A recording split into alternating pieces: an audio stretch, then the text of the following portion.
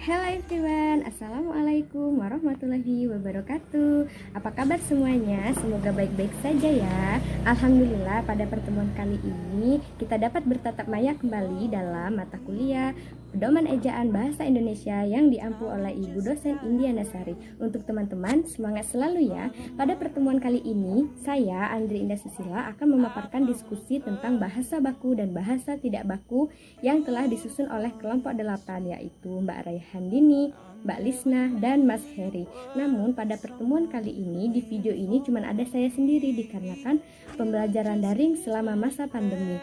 Yuk kita simak sama-sama materinya. Definisi kata baku dan kata tidak baku. Kata baku adalah kata yang cara pengucapan atau penulisannya sesuai dengan kaidah yang dibakukan. Kaidah standar yang dibakukan dapat berupa pedoman ejaan bahasa Indonesia, tata bahasa baku, kamus besar bahasa Indonesia, dan kamus umum. Sedangkan kata tidak baku adalah kata yang cara pengucapan atau penulisannya tidak sesuai dengan kaidah aturan yang berlaku atau kaidah aturan yang dibakukan. Baku dalam berbagai sudut pandang. Berdasarkan sudut pandang informasi, bahasa baku adalah ragam bahasa yang digunakan dalam berkomunikasi tentang ilmu pengetahuan. Berdasarkan sudut pandang pengguna bahasa, ragam bahasa baku dapat dibatasi dengan ragam bahasa yang lazim digunakan oleh penutur yang paling berpengaruh, seperti ilmuwan, pemerintah, tokoh masyarakat, dan kaum jurnalis atau wartawan. Bahasa merekalah yang dianggap ragam bahasa yang baku. Dari sudut pandangan tersebut, dapat ditarik kesimpulan bahwa kata baku adalah kata-kata yang lazim digunakan dalam situasi formal atau resmi yang penulisannya sesuai dengan kaidah-kaidah yang dibakukan. Kaidah standar yang dimaksud dapat berupa pedoman ejaan yang disempurnakan. Terus, kriteria kata baku atau baku tidaknya sebuah kata dapat dilihat dari segi lafal, ejaan, gramatika, dan kenasionalannya. Ciri-ciri kata baku bukan merupakan ragam bahasa percakapan sesuai dengan konteks kalimat yang dipakai, tidak terkontaminasi dan tidak rancu, dan pemakaian imbuhan secara eksplisit. Syarat kalimat baku, logis atau masuk akal, tidak ada unsur kata sia-sia atau kata diulang-ulang, tidak terpengaruh bahasa daerah, subjek jelas. Ciri-ciri bahasa Indonesia yang baku. Menurut buku Teknik Penulisan Karangan Ilmiah karya Dr. Andes Islahuddin Yahya MPD, ciri-ciri bahasa Indonesia yang baku antara lain 1. Fonografi, yaitu bersistem eja bunyi. 2. Aglutinatif, yaitu dalam pembentukan kata kejadian bersistem penempelan imbuhan pada bentuk dasarnya. Dan yang terakhir 3. Struktur kalimat bahasa Indonesia yang membayangkan pola, urutan kata, makna kata, intonasi, dan situasi. Penyebab ketidakbakuan kalimat. Yang pertama ada pelesapan imbuhan, yang kedua ada pelesapan awalan.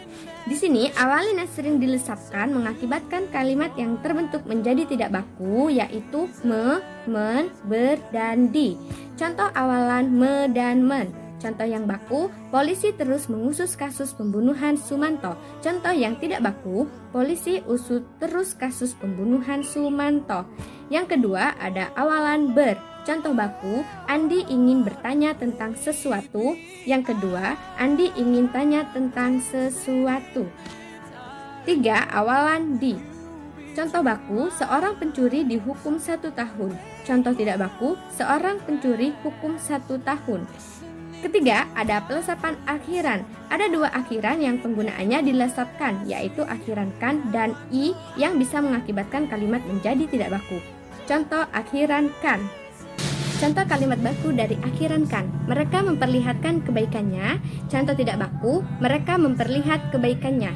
Yang kedua ada akhiran i. Contoh baku, kami saling mencintai. Yang kedua contoh tidak baku, kami saling mencinta. Yang terakhir ada pemborosan penggunaan kata. Pemborosan kata di mana, daripada, di dalam, kepada, dari, dan maka.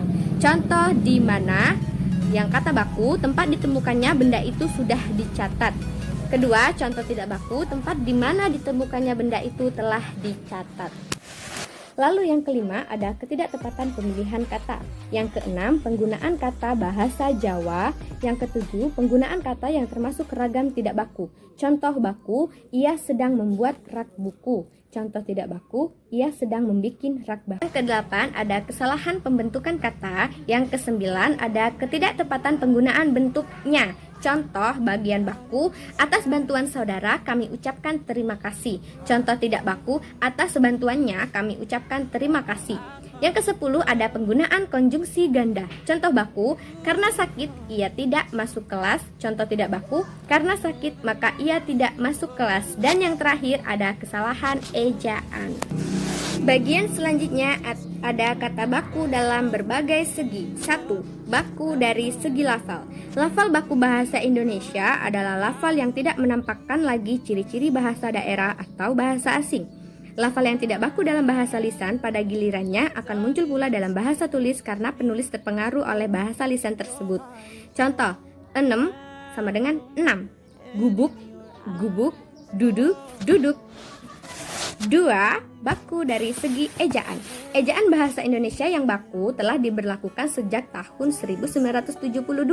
Nama ejaan bahasa Indonesia yang disempurnakan disingkat EYD.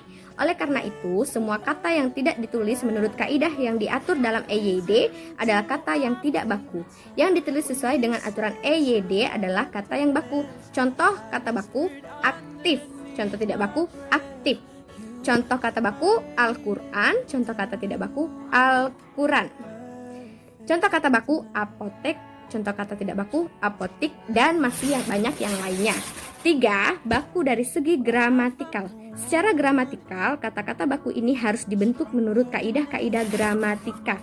Contoh, beliau ngontrak rumah di Gresik. Bagian terakhir, keempat, baku dari segi nasional. Kata-kata yang masih bersifat kedaerahan belum bersifat nasional. Hendaknya jangan digunakan dalam karangan ilmiah. Kalau kata-kata dari bahasa daerah itu sudah bersifat nasional, artinya sudah menjadi bagian dari kekayaan kosakata bahasa Indonesia.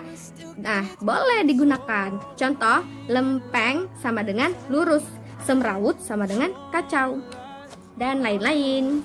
Oke, terima kasih karena sudah menyimak materi di video ini. Sampai jumpa pada pertemuan Maya selanjutnya. Silahkan ditunggu notif terbaru di akun YouTube teman-teman semua dari saya mengenai video-video saya. Tetap jaga kesehatan dan semoga video ini bermanfaat bagi kita semua. Amin. Wassalamualaikum warahmatullahi wabarakatuh.